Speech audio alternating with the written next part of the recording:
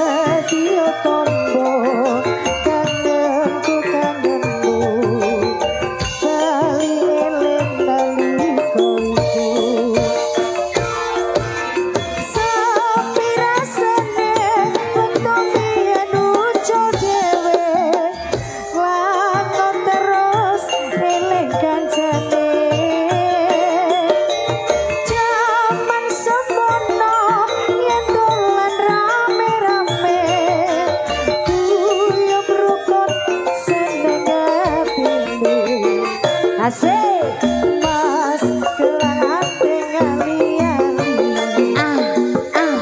sadulit kanggo tombo kangen iki rasa samimpi durung butuh tangi rasa kangen wis bisa mari kembali bersama Yu Cakra Baskara.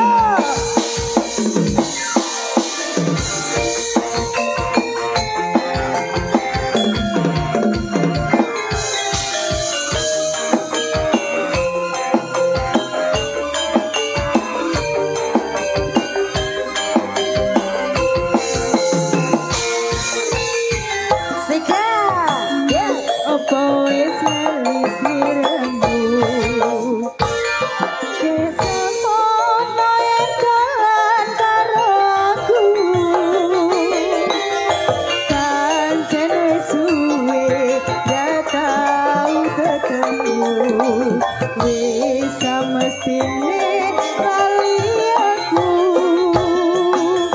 mas mumpung saiki ketemu cepetan ketombengan karo aku radio tombo kangen aku kangenmu kali eling yaliko